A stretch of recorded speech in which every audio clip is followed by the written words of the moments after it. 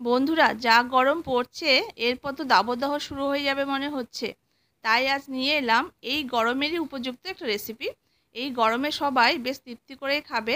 আজ রান্না করব সজনে ডাঁটা আলু বড়ি দিয়ে পোস্তর ঝোল। গরম গরম ভাত দিয়ে এর খেতে কিন্তু মারাত্মক টেস্ট। গরমে বেশি কিছু রান্না না করে এরকম এক দুটো পদ রান্না করলে যথেষ্ট, দেখবেন বাড়ির সবাই তৃপ্তি করে খেয়ে নেবে। তো আশা করছি রেসিপিটি আপনাদের কাছে ভালো লাগবে। যদি ভালো লেগে থাকে তাহলে বন্ধুরা অবশ্যই কিন্তু লাইক করবেন, শেয়ার করবেন। আর যারা নতুন দেখছেন চ্যানেলটিকে, তাদের কাছে অনুরোধ থাকলো চ্যানেলটিকে সাবস্ক্রাইব করে সাথে থাকার জন্য। তো এখানে আমি আলু আর সজনে ডাঁটাটাকে কেটে নিয়েছি। আর সজনে ডাঁটা একটু কচি কচি ধরনের নেওয়ার চেষ্টা করবেন। কচি কচি সজনে ডাঁটা দিয়ে কিন্তু এই আলু পোস্ত ঝোলটা কিন্তু বেশ ভালো হয় বড়ি দিয়ে। তো এখানে আলু আর সজনে ডাঁটা আমি কেটে খুব ভালো করে ধুয়ে নিয়েছি। আর এখানে আমি এই চামচে 5 চামচ মতো পোস্ত নিয়ে নিয়েছি। আর এর সাথে বড়ি তো লাগবেই। তো এখানে 10-12টা মতো আমি বিউলির ডালের যে বড়িটা হয় সেই বড়িটা নিয়ে নিয়েছি। এই বিউলির ডালের বড়ি দিয়ে করলে কিন্তু খেতে ভালো লাগবে। তাছাড়া যদি আপনারা অন্য বড়ি ইউজ করতে চান সেক্ষেত্রে আপনারা করতে পারেন। তবে আমি বলবো বিউলির ডালের বড়িটা ইউজ করার জন্য। এরপর আমি পোস্তটাকে বেটে নেব। তো একটা মিক্সার জারের মধ্যে পোস্তটাকে প্রথমে দিয়ে দিয়েছি। এবার শুকনো অবস্থায় দুবার চালিয়ে নিয়ে এটাকে একটু গুঁড়ো করে নেব।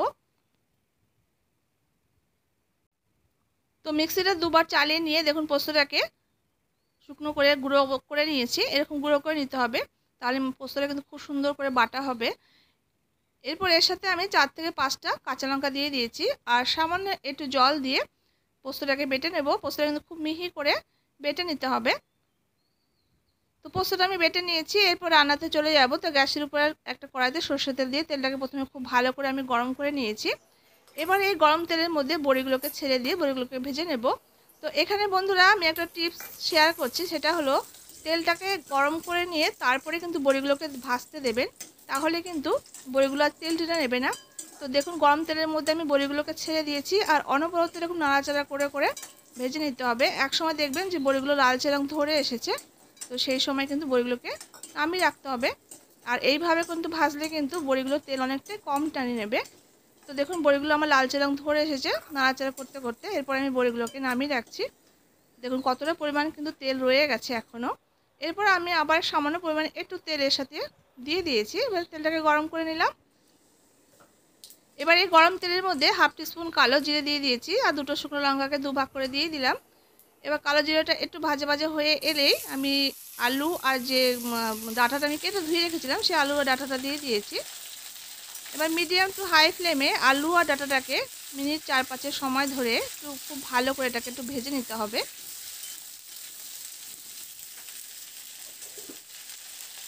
এরপর এখানে ভাজতে ভাজতে টেস্ট হিসাবে লবণটা দিয়ে দিচ্ছি। আর খুবই সামান্য পরিমাণে একটু হলুদ দিচ্ছি। হলুদটা কিন্তু পুরোপুরি অপশনাল। অনেকে কিন্তু পোস্ততে হলুদ পছন্দ করেন, আবার কিন্তু অনেকে হলুদ পোস্তটা একটু সাদা সাদাই পছন্দ করেন রাখতে। এরপর লবণ আর হলুদটা দিয়ে মিনিট 4-5 সময় ধরে খুব ভালো করে নাড়াচাড়া করে দেখুন আলু আর ডাঁটাটাকে ভেজে নিয়েছি। এরপর এই পর্যায়ে আমি যে পোস্তটা বেটে রেখেছিলাম সেই পোস্তটা দিয়ে দিয়েছি। এবার পোস্তটা দিয়ে আরও মিনিট 3-4 সময় ধরে ডাঁটা আলুর সঙ্গে খুব ভালো করে একটু ভেজে নেব। এই আলু আর ডাঁটার সঙ্গে নাড়াচাড়া করে এই পোস্তটাকে যদি ভেজে নেওয়া হয় তাহলে কিন্তু পোস্ত টেস্টটা কিন্তু খুব ভালো লাগে খেতে। তো দেখুন খুব ভালো করে নাড়াচাড়া করে পোস্তটাকে আলু আর ডাঁটার সঙ্গে একদম নাড়াচাড়া করে দেখুন ভাজা ভাজা করে বেশ কষিয়ে নিয়েছি। এরকম একদম শুকনো শুকনো মতো করে কষিয়ে নিতে হবে। এরপর এখানে আমি প্রয়োজন মতো জল অ্যাড করে দেব। তো মিক্সি দেওয়া সামান্য জল আমি এখানে প্রথমে অ্যাড করে দিয়েছি। এরপর আরও আমি প্রায় 1 কাপ মতো জল এখানে দিয়ে দিয়েছি। এরপর একটু নাড়াচাড়া করে নিলাম। মনে হচ্ছে আর একটু জল লাগবে, তো আমি আবার সামান্য পরিমাণ একটু জল এখানে দিয়ে দিয়েছি।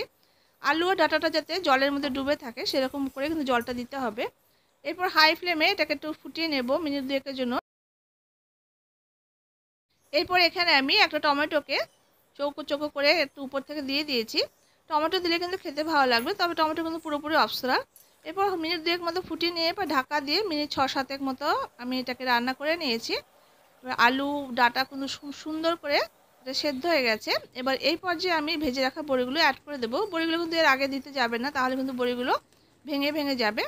তো এই পর্যায়ে আমি আলু আর ডাঁটাটাকে সেদ্ধ করে নিয়ে তারপরে কিন্তু বড়িটা অ্যাড করেছি। এবার বড়িটা দিয়ে কিন্তু খুব বেশি নাড়াচাড়া করিনি। এবার ঢাকা দিয়ে আবার আমি মিনিট 3-4 মতো একটু ফুটিয়ে নেব। এতে দেখবেন যে পোস্ত ঝোলটা বড়ির মধ্যে ঢুকে যাবে আর বড়িগুলো কিন্তু বেশ ফুলে উঠবে। এরপর ঢাকা দিয়ে মিনিট 4-5 জন্য একটু রান্না করে নিয়েছি। এবার আমি দেখে নেব। দেখুন পোস্তটা কিন্তু অনেকটাই জল টেনে নিয়ে গেছে। আর আলুগুলো আমি একটু দেখিয়ে দিচ্ছি। তো দেখুন আলুগুলো কিন্তু সুন্দর করে সেদ্ধ হয়ে গেছে। আর আপনারা যদি এটাকে একটু গাঢ় করতে চান তো 1-2 কিন্তু আলু একটু ভেঙে দিতেও পারেন। তবে ঠান্ডা হয়ে গেলে কিন্তু এমনিতে বড়ি যেহেতু আছে ঝোলটা টেনে নেবে, তো এরকম একটু ঝোল ঝোল মতো রেখে কিন্তু নামাতে হবে।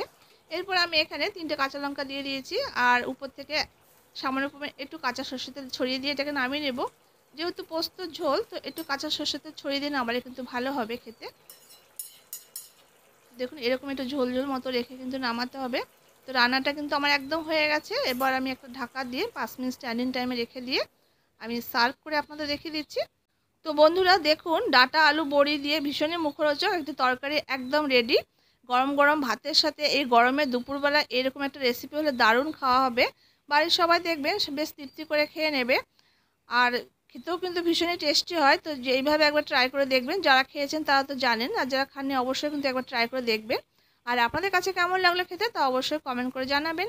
দেখা হচ্ছে পরবর্তী রেসিপির সঙ্গে। ততক্ষণের জন্য আপনারা সবাই খুব ভালো থাকবেন, সুস্থ থাকবেন।